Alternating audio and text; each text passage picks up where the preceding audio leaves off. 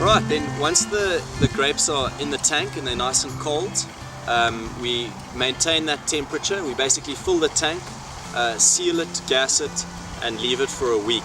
We keep the grapes at around, we'll try and keep them between 5 and 10 degrees Celsius so that no fermentation happens.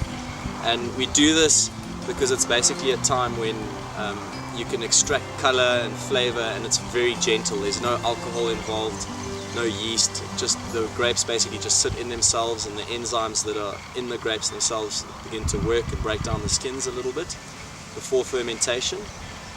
Then at the end of the cold soak, we turn the cooling off, warm the tank up to around 20 degrees Celsius, and then leave it and allow it to start fermentation on its own. We do uninoculated fermentations or natural fermentations. We use the indigenous yeasts or wild yeasts that occur naturally on the grapes. So we don't inoculate, we don't add yeast. We just believe that there's a couple more yeasts working. It's not one yeast dominating the whole fermentation. You get a more complex wine at the end. That's the reason for us doing that.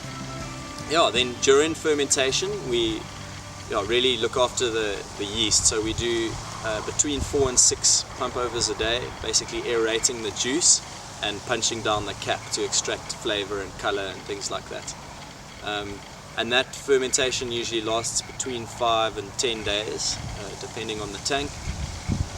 And from then we either drain it and press it and go straight into barrel, or we leave it on the skins.